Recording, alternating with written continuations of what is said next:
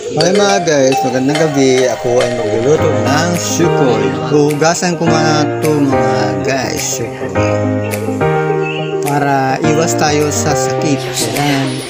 Hugasan muna siya mga guys. Hugasan ko na siya para siyempre alam mo naman kung sino-sino na naghahawak nito, para iwas tayo sa sakit. Aking nililipat ito sa plato. Okay, pagkatapos lalagyan ko ito ng harina. Ayan. Harina ito, tag sa 10 ang balot.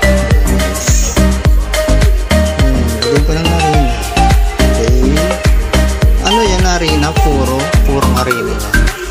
Sa bakery ko binili. Haluin ko na siya. Haluin ko siya. Parang medyo kulang pa. Kailangan isa pang balot na lagyan ko to. Isang balot pa para tama ang timpla niya. Tama ang sukat ng pagmasa nito mga guys. Ano pa lang ang ano niya, harina saka yung hipon na maliliit. Okay. Tama-tama lang pala yung dalawa. Tapos lagyan ko siya ng durog na paminta. Kung tama lang siya, lagyan siya. Kung tama lang na huwag naman sobra. Yan, okay. Then lalagyan ko siya ng magic sarap. Okay, para masarap siya. Kaya yung ginagamit ng magic sarap. Support naman aking channel. Diba mga guys? Then may itlog lang kong hawak, dalawa. Ihalo ko dito mga guys. Ayan. Ihalo ko dito para medyo malasa siya. Ayan siya. Isa pa. Nasagin ko. Ganda no? Ganda ng pasawin. Kayo dyan. Tapos Ganda kayo. ihalo ko siya.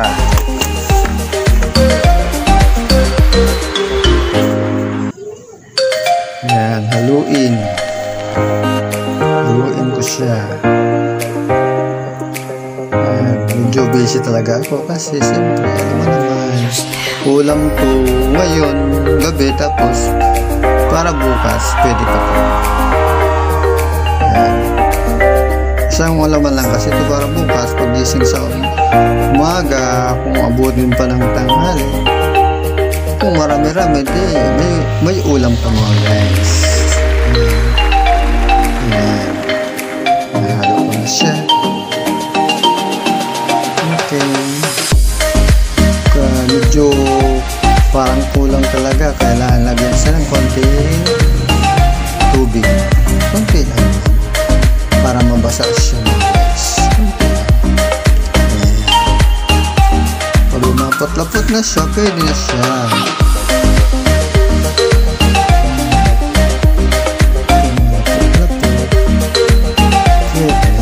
Medyo okay na siya. Pwede na siyang yan, tamang-tama na yan sa siya. Lalagyan ko ng konting asin yan, salt yan, konti lang para hindi siya matubang.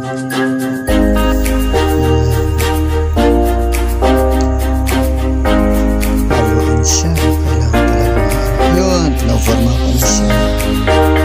Pwede na talaga siyang prituin na. Naghahanap ako ng sukatan na para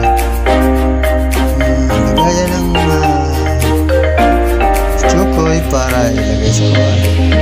Okay na, mag-ready na ako. Nakasala ng kawali, bubuksan mo na. Kailangan walang tubig yan, kahit kunti, patayin bago ilagay ang mantika. Okay. Pero yung mantika natin, gusto ko para pag-prito, madali ka lang. Medyo may tubig pa kunti, wala na siya.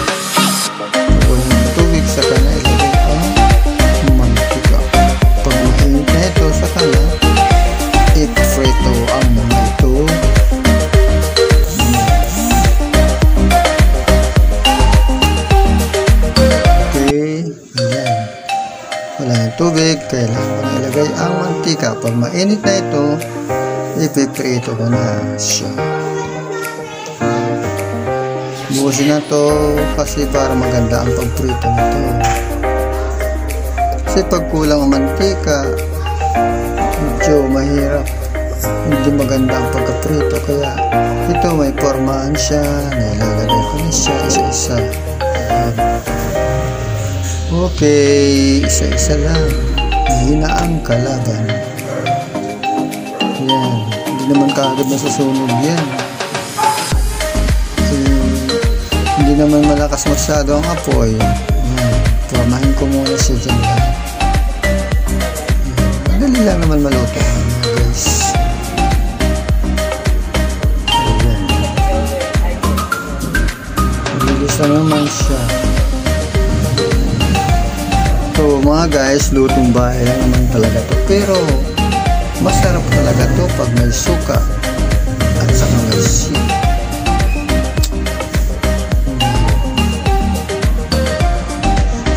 Yan, saw-saw sa suka. Guys,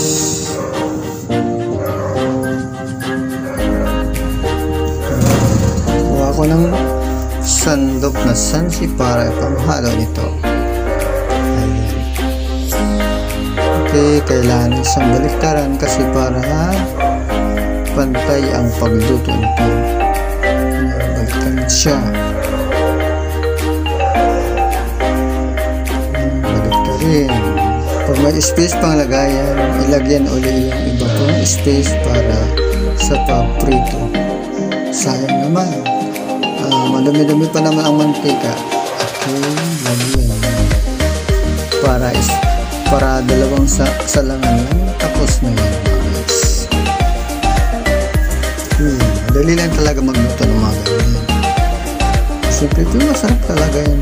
Hindi po naman yun. Kaso ngayon, tumaas na kasi ang presyo. Dati mura lang yun. Ngayon, nagmahal na.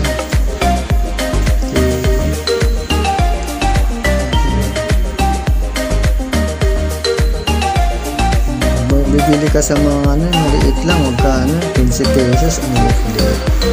Kaya mas maganda dyan, lulutuin mo na lang.